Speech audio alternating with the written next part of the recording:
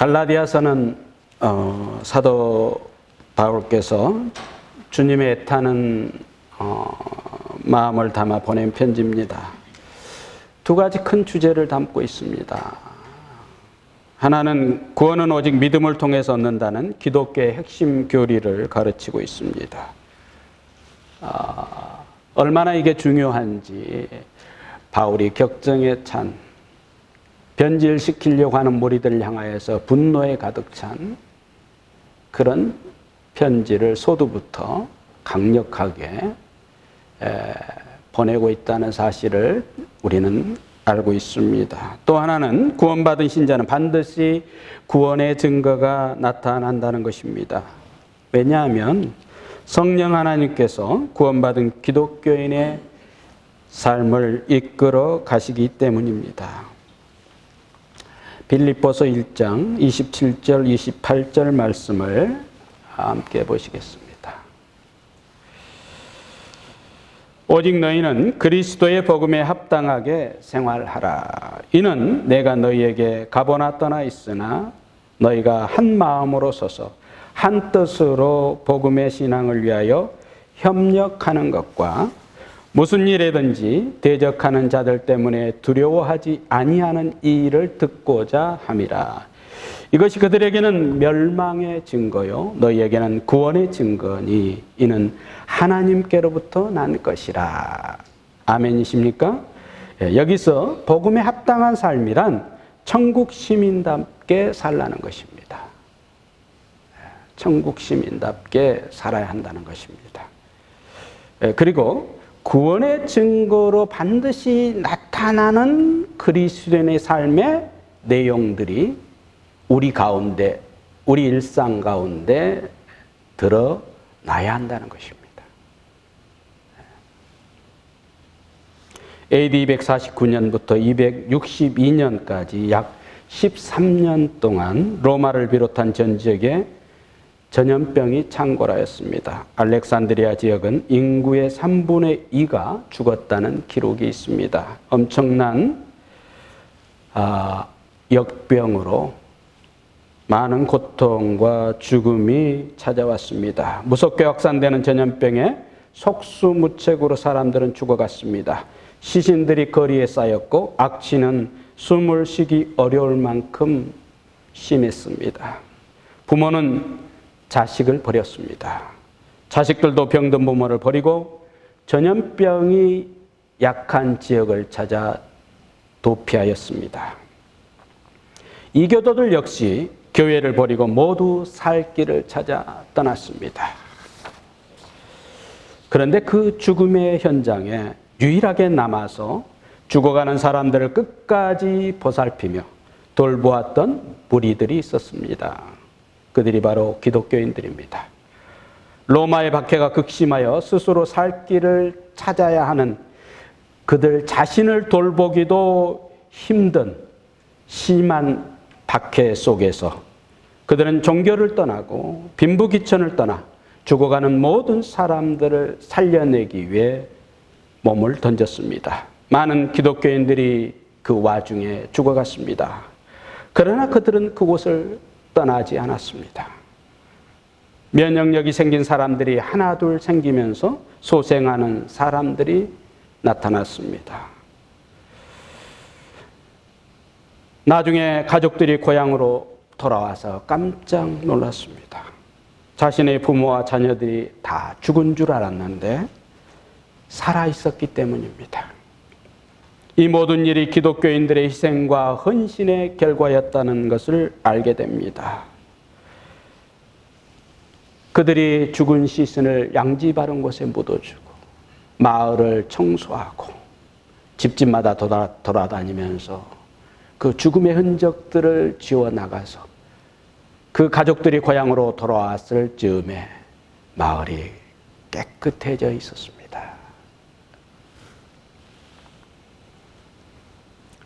전염병 이후에 기독교인들이 많이 생겨났습니다. 아, 진짜 종교는 기독교밖에 없구나. 기독교 역사는 그렇게 흘러서 2000년 동안 지속되어 온 것입니다. 오늘 본문을 보시겠습니다. 두 가지 유형의 사람이 나옵니다. 하나는 멸망의 증거를 가진 사람들입니다. 5장 19절부터 21절 내용입니다. 또 하나는 구원의 증거를 가진 사람들입니다. 5장 21절, 22절, 23절 내용입니다. 먼저 멸망의 증거를 가진 사람은 17절에 육체의 소욕을 쫓아 사는 사람으로서 육체의 일을 내용으로 삼는다고 말하고 있습니다. 그 육체의 일이 무엇입니까? 15가지로 19절부터 21절에 기록되어 있습니다. 여러분이 방금 봉독한 말씀입니다. 19절부터 21절 말씀을 제가 다시 한번 천천히 봉독해 올리겠습니다.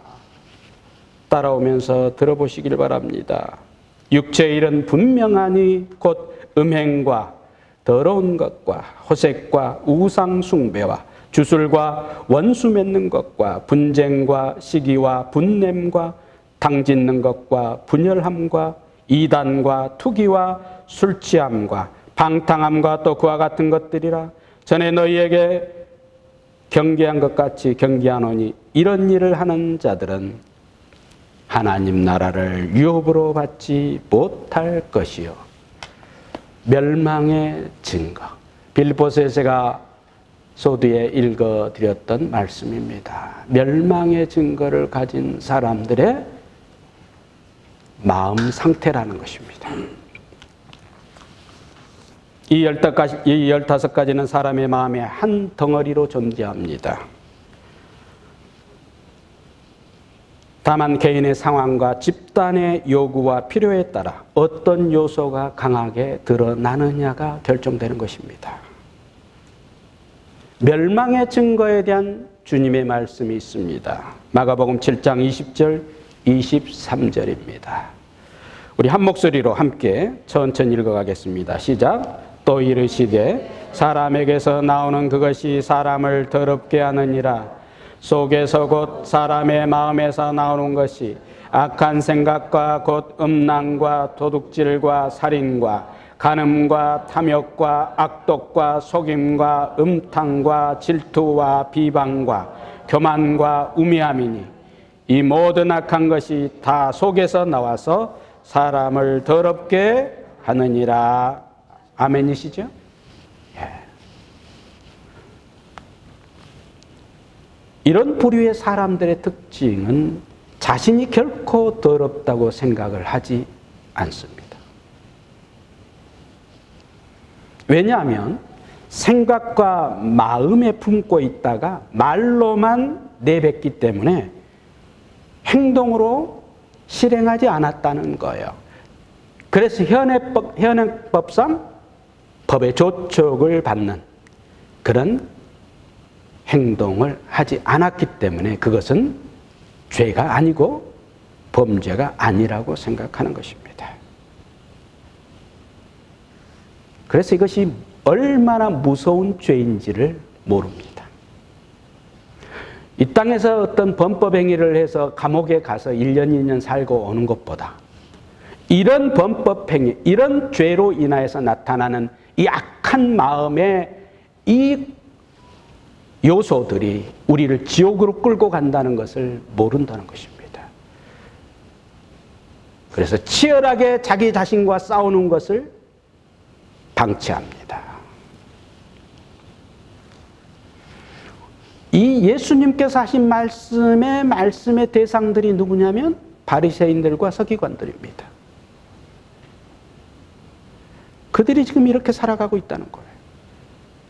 그 누구보다도 철저하게 하나님을 섬기고 예배자로 살아가고 말씀을 지키면서 그 어떤 사람보다 외형적으로 존경과 신뢰를 받고 있는 그 종교 핵심 유대인들이 예수님으로부터 받은 평가가 바로 이것입니다.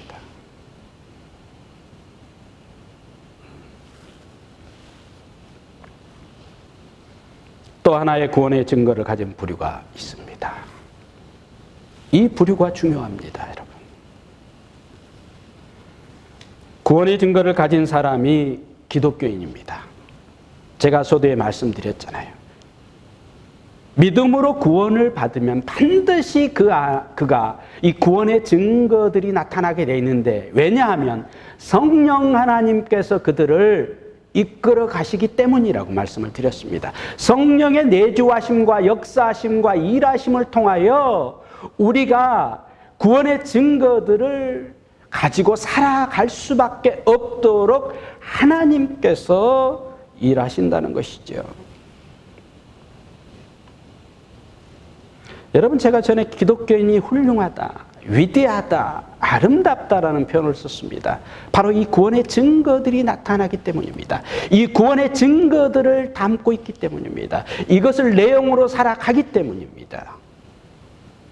그래서 훌륭한 것입니다. 그래서 위대한 것입니다. 왜냐하면 그런 구원의 증거를 가진 기독교인들에 의해서 세상이 변화되고 생명으로 나아가기 때문입니다. 어둠이 빛으로 바뀌고 썩어져가는 것이 썩지 않을 것으로 바뀌고 무질서와 혼란이 질서와 아름다움으로 변화되기 때문입니다. 누가 그 일을 한다고요? 구원의 증거를 가진 사람들, 기독교인들, 참 믿음과 구원의 확신을 가지고 이 땅을 살아가고 있는 사람들에 의해서 하나님의 나라가, 생명이, 아름다운 열매들이 이 땅에 이루어진다는 것입니다.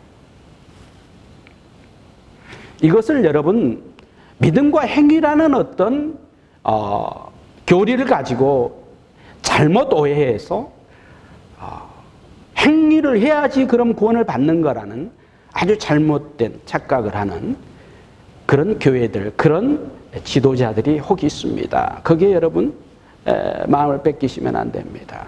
제가 말씀드리는 것은 내가 어떤 의지적인 행위나 능력이나 실력을 가지고 그것을 하기 위해서 내 자신의 자기중심적인 자기주도적인 삶을 살아간다는 것이 아니라 성령의 지배를 받아야만이 가능한 삶이다. 여기에 여러분 주목하셔야 되고, 이것이 기독교라는 것을 여러분 반드시 기억해야 합니다. 이단 사슬들이 얼마나 많은지를 여러분 아십시오.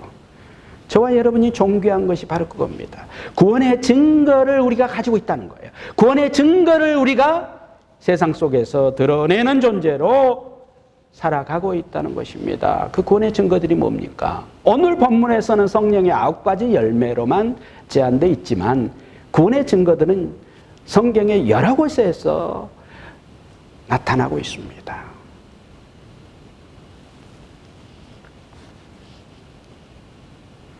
디도서 2장 11절 12절 말씀입니다. 다 함께 읽겠습니다. 시작. 모든 사람에게 구원을 주시는 하나님의 은혜가 나타나 우리를 양육하시되 경건하지 않은 것과 이 세상 정욕을 다 버리고 신중함과 의로움과 경건함으로 세상에 살고. 아멘. 예. 이 성령의 역사라는 것은 하나님의 은혜 안에서 나타나는 성령 하나님의 역사입니다. 성령 하나님의 일하심입니다. 그걸로 우리를 양육하신 성령께서, 하나님의 은혜 가운데 성령께서 일하심으로 우리를 영적으로 양육하시는 거예요. 그래서 우리의 생각과 우리의 더러운 것과 우리의 쓴뿌리와 우리의 모든 인간사에서 우리가 누리고자 하는 육적인 소욕들을 다 어떻게 해요? 제거해 나가는 작업을 성령 하나님이 하시는 거예요. 하나님의 크신 은혜 가운데서 이것을 지금 말씀하시는 거예요, 여러분. 저와 여러분이 지금 그런 상황이 있습니다. 그래서 구원은 완성되었지만 또 완성을 향하여 나아가고 있다는 성경의 말씀은 정답입니다.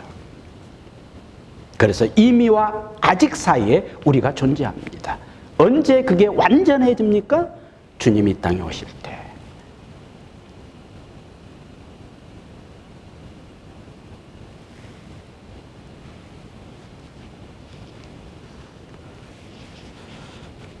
지금 여러분이 생각하고 있는 생각들이 있습니다. 15가지의 제가 육적인 소욕들을 말씀드렸습니다. 멸망의 내용들을 말씀드렸습니다. 이 15가지를 여러분이 아직도 생각 속에 계속 담아두면서 이것을 삶에서 표현하고 드러내고 살아가고 있거나 그것을 또 말을 통해서 구체화시키고 있다면 여러분이 성경에서 말하는 구원의 증거를 가지고 사는 것이 아닙니다.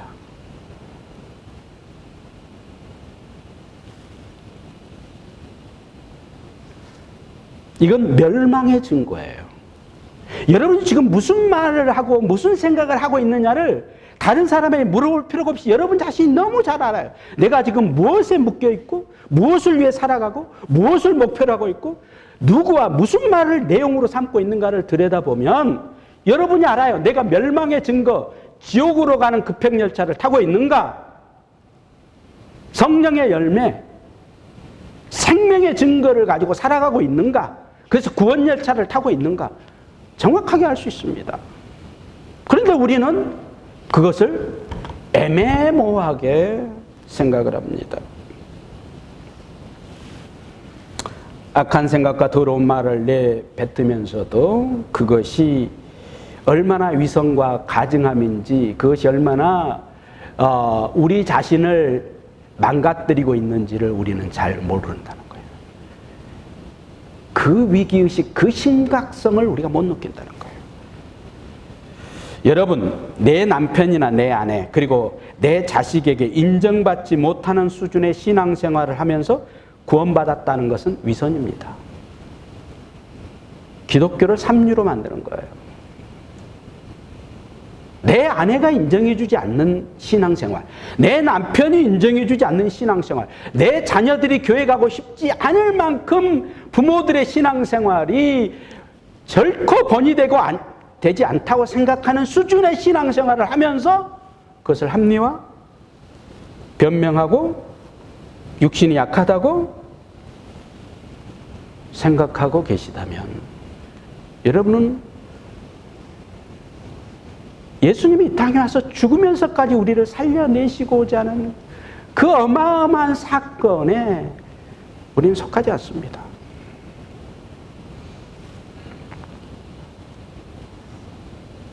믿지 않는 사람이 도덕적, 윤리적으로 착하고 훌륭하다라고 평가받는 수준보다 믿지 않는 사람들이 세상적으로 참 저 사람 훌륭하다, 참 저 사람 착하다, 야, 저 사람 참 괜찮은 사람이다라고 생각하는 수준보다 여러분은 훨씬 더 수준이 높아야 합니다. 예수님이 마태복음 7장에서 뭐라고 말씀하셨습니까? 주여 주여 하는 자마다 천국 들어갈 수 없다. 예수 찾는다고 천국 가는 게 아니다. 아버지의 뜻대로 행하는 자가 천국 간다. 이렇게 말하면서 그 수준을 어디다가 맞췄어요? 서기관들보다 너희들이 낫지 않느냐 하면 절대 너희들은 천국 들어갈 수 없다. 서기관들의 수준이 얼마나 높은 줄 여러분 아십니까? 얼마나 그들이 율법을 가르치는 사람들이기 때문에 얼마나 외형적으로는 다른 사람의 흠을 잡을 수 없을 만큼 철저하게 율법을 준수하고 살았던 선생들입니다. 근데 여러분, 그들보다 여러분의 윤리적 수준이, 도덕적 수준이 높아야 돼요. 그것은 여러분, 내가 어떤 감정적이나 이성적으로나 육신의 어떤 의지적으로 내가 그 수준을 도달하겠다고 생각하는 건 이미 악입니다. 성경은 그걸 교만이라고 말합니다. 할 수도 없고 올라갈 수도 없고 그 수준에 올라갈 수가 없어요, 여러분. 이것이 신자의 너무 당연한 삶인데 우리는 이것을 너무 가볍게 치부합니다. 세금을 탈취하고 거짓말하고 허세를 부리고 악한 생각을 가지고 상대를 비판하고 자기 자랑을 아주 폼나게 하면서 자기가 괜찮은 사람이라는 걸 늘 다른 사람에게 인정받으려고 하는 이런 행위와 이런 시도를 계속하면서도 여전히 나는 기독교인이라고 착각하는 것은 금식하며 회개해야 합니다. 이것은 우리 모두에게 다 해당됩니다. 기독교를 삼류로 만드는 것은 특정 사람 때문이 아닙니다. 한국의 아무개 목사가 횡령했네, 성추행했네, 아닙니다. 그거는 사상누강. 저와 여러분에게도 똑같이 적용됩니다. 오늘날 교회의 가장 큰 문제는 자기는 성경의 말씀에 순종하지 않으면서 매일 회개만 반복하는 것으로 자기 할 일을 다 했고, 나는 구원받은 하나님의 자녀로 살아가고 있다는 일명 땜빵식의 교인들이 한국교회, 이민교회에 넘쳐나고 있지 않습니까?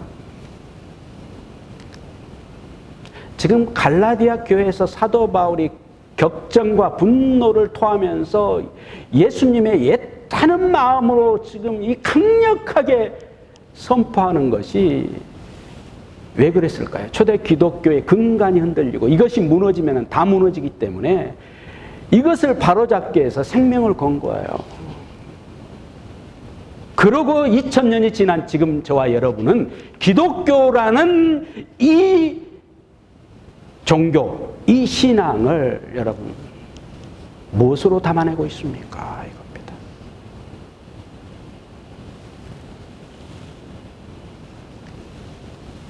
복음과 구원을 싸구려로 만들지 마십시오. 이게 교회를 다니지 않는 청년, 청소년들을 제가 한국에 사역하면서 제일 그들이 교회를 안 다니는 첫째 이유, 부모를 보면 교회 다닐 맛이 안 난다. 10중 8구가 그래요. 도대체 기독교인이란 게 뭔지 정체성의 혼란이 넘어오는 거예요. 그러니까 돈을 신격화시키고 있고 사람을 의지하고 끝없이 거짓말과 위선적인 가면을 쓰고 포장을 하면서도 여전히 나는 그리스도인이고 한 번 구원받았기 때문에 괜찮다라는 구원파식, 박옥수식의 그런 구원론 교리를 가지고 합리화시켜 나가는 한국교회의 마귀가 즐거워서 박장대소를 하고 있다는 것입니다.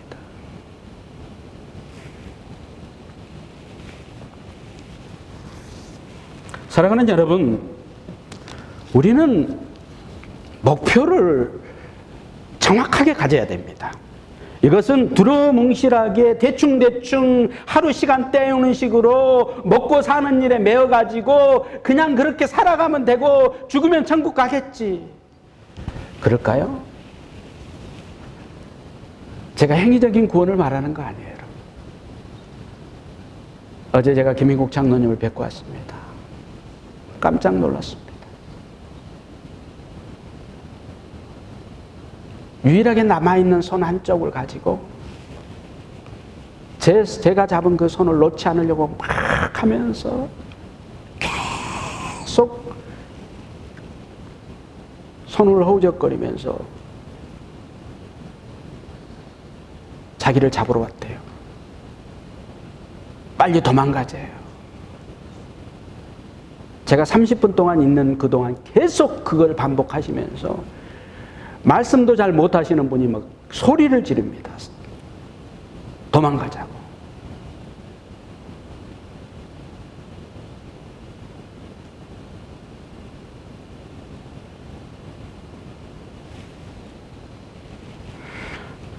사랑하는 여러분, 십자가의 복음은 날 것입니다. 날 것. 내 있는 그대로를 가지고 포장하거나 뭔가 가면을 쓰거나 뭔가 돈과 권력과 그 힘과 위력으로 사람들에게 뭔가 내가 기독교인으로서 어떤 축복을 받았다는 것을 막 보여주려고 하는 그런 어떤 외형적인 삶이 아니라 기독교의 진짜는 여러분의 날 것 있는 그대로를 가지고 나가서 십자가 복음을 이야기하는 거예요. 듣든 말든 나를 죽이든 살리든 그렇게 가는 겁니다.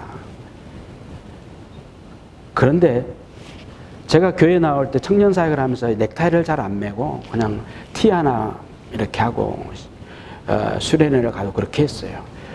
그런데 제가 이 어른들 작년 목회에 들어오면서 넥타이를 안 매니까 어떤 양반이 저한테 싸가지 없다고 그러더라고요. 어떻게 예의를 안 갖추냐고. 색깔 있는 또 와이셔츠를 입으니까 왜 그렇게 또 정결하지만 않느냐고. 별것을 가지고 저를 번질도 아닌데 그런 걸. 그래서 제가 넥타이를 매기 시작했어요. 제가 넥타이를 매면요, 집사람이 늘 저한테 그럽니다. 당신은 목이 짧아서 폼도 안 나는데 그거 매고 있으면 뭐 그 도살장에 끌려가는 소 같다고 자꾸 이거 좀 목 좀 빼라고 그러고, 자꾸 목을 빼라고 제 목을 집어서 막 끌어올려요. 그런다 목이 빠집니까? 제가 죽지? 저는 넥타이 매기 싫어요. 제가 장로님이 뭐 이렇게 편안하게 옷 입고 오실 때 보면 제가 참 부러워요. 저도 그러고 싶어. 근데 여기 올라와서 말씀을 증거하는 제가 정상적인 옷을 갖추지 않고 이렇게 할 때 혹 한 사람이 더 시험 들까봐 제가 그래서 입고 오는 거예요. 목을 쭉 빼면서 이렇게. 예. 기독교가 이렇게 엇나가고 있습니다.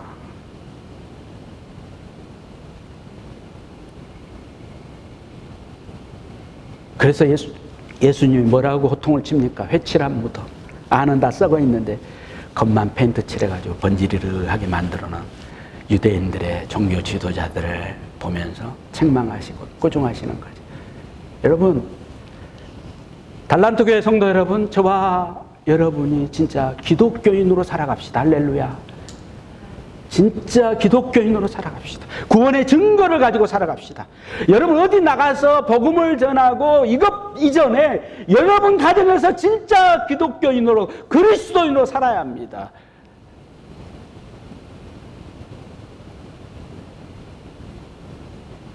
거기서부터 시작해야 돼요. 그러기 위해서 내 안에서부터 진짜 참 기독교인의 본성이 무엇이며 정체성이 무엇이며 캐릭터가 무엇인지를 정확하게 인지하시고 거기에 합당하게 내가 성경의 말씀을 순종하기 위해서 안 되면 금식하고 안 되면 나를 쳐서 복종하는 사도 바울의 그런 심령과 우리 주님의 그 심장 그 창자를 도려낸 애타는 마음을 가지고 영혼들을 향하여 돌보시는 그 마음이 우리에게 있어요. 구원의 증거가 전혀 없는데 뭔가를 자꾸 마무리하겠습니다. 여러분 저를 보십시오. 예수 믿는 그 진짜 가치를 여러분 좀 진짜 이해하시고요. 그것이 여러분의 인생이 됐으면 좋겠어요. 지금 여러분이 요 예배당에 나와서 뭐 몇 명 이렇게 앉아 있고 우리 교회는 뭐 작고 크고 이런 거에 의한 거예요. 초대교회는 지금 여기에 있는 여러분들 일당백 일당천의 일을 해냈어요. 전 목사 너는 뭐해? 너부터 좀 해봐. 그렇죠. 저도 아주 빈약해요. 아주 초라해요. 보잘것없어요. 예. 그래서 저는 가정부터 어떻게 좀 우리 자녀들 4명 진짜 예수 믿게 하는 것부터 시작하려고 저도 몸부림칩니다. 거기부터 시작해야 돼요, 여러분. 내 자녀들이 교회 나가는 것을 망설이지 않도록 만들어야 돼요. 진짜 교회가 전부다. 교회 공동체 안에서의 예배를 드리는 것이 예수님이 세우신 교회의 본질이고 그것이 교회다움이고 그걸 통해서 하나님의 나라가 이루어지고 있기 때문에 교회는 단순히 예배 드리는 장소로서의 교회가 아니라 그 안에 생명이 구현되어 있고 생명이 보장되어 있는 곳이다 라는 어떤 교회에 대한 보이지 않는 교회에 대한 진짜 가치를 우리가 알아야 됩니다. 여러분과 제가 연약하다고 해서 이 교회라는 것에 가치가 없는 게 아니에요. 내가 못났다고 해서 교회가 못난 게 아니에요. 교회는 수천 년 동안 그 가치를 잃어본 적이 없어요. 우리가 변질시키고 있을 뿐이지. 기억하십시오. 아무개 교회가는 갈 곳이 못 돼. 이런 판단에 앞서서 내가 정말 다른 사람에게 갈 곳을 알려줄 수 있는 기독교인으로서의 그런 삶을 살아가고 있는가. 26절 마지막 읽고 마치겠습니다. 오늘 본문 26절 보겠습니다. 시작. 헛된 영광을 구하여 서로 노엽게 하거나 서로 투기하지 말지니라. 세상 것은 헛된 영광입니다. 열심히 사십시오. 열심히 믿음을 가지십시오. 열심히 성령님을 구하십시오. 열심히 하나님의 자녀가 무엇인지를 말씀을 통해서 찾고자 애쓰십시오. 그러나 그 궁극에 우리가 이 땅에 존재하는 목적, 하나님이 아직 여러분의 생명줄을 끊지 않고 데려가지 않고 계시는 그 이유를 우린 정확하게 알아야 합니다. 십자가에 내가 죽어야 합니다. 그리고 다시 부활로 살아나서 성령 하나님의 생명에 함께 동참하고 나아가야 합니다. 이것은 여러분이 성경 66권을 달달이 외우는 것보다 훨씬 중요합니다. 진짜 기독교인이 되는 것이 이 땅에서 어렵습니다. 어떤 분이 저한테 그래요. 목사님, 구약은 너무 어려운 것 같아요. 신약은 쉬운데. 천만의 말씀. 구약이 훨씬 쉽습니다. 구약은 매뉴얼이 있는 거예요. 딱 정해져 있어요. 겉으로. 근데 그것도 못 지켜서 망했잖아요. 근데 신약은 매뉴얼이 없어요. 믿음이라는 너무나 추상적인 하나를 딱 우리한테 은혜로 던져주면서 예수 그리스도의 십자가를 거기에 담으라는 거예요. 여러분. 쉬워요, 어려워요? 그래서 신약에 와서 수많은 기독교의 하류들이 어마어마하게 생깁니다. 그 이유가 그거예요. 신약을 훨씬 해석해내기가 어려워. 심령이 가난한 자는 복이 있나니 천국이 저희 것이며, 이거 하나 해석하는데도 평생 해석을 제대로 못하는 게 오늘 우리의 수준이에요. 그런데 우리는 굉장히 말씀에 바로 서서 잘 사는 것처럼 착각해요. 오늘 집에 가셔서 한번 여러분 감정을 한번 보십시오. 남편을 바라볼 때, 아내를 바라볼 때, 자식을 바라볼 때 여러분의 감정에 뭐가 끌어올르는지. 성령의 열매가 끌어오른다면 여러분 구원의 증거를 가지고 계시는 겁니다. 그런데 인간적인 감정, 육체의 소욕들이 끌어오른다. 못마땅하고 짜증나고 괴롭고 신경질 나고 삶이 자꾸 이상해지고 있는, 내 마음대로 되지 않는 것이 화딱지가 난다고 혹시 여겨지신다면 여러분 무릎을 꿇으셔야 합니다. 그리고 다시 기독교 신앙이 무엇인지 본 모습으로 회복되시기를 주의 이름으로 축원드립니다. 이 시간 우리 합심하여 기도드립니다. 하나님, 적당히 타협하면서 그냥 이렇게 교회를 다니는 것이 우리의 신앙이 아니라 생명을 다해서 믿음의 길을 가야 된다는 이 절체절명의 위기 속에 21세기가 흘러가고 있다는 사실을 직시한다면 지금 내가 믿음이 어떻게 바로 서야 하고 세상을 어떻게 봐야 하며 내가 하나님 말씀을 한 절을 읽더라도 그 한 절이 내 삶을 통해서 어떻게 녹여지게 할 수 있는지 하나님 지혜를 주시고 은혜를 주세요. 기도하시겠습니다.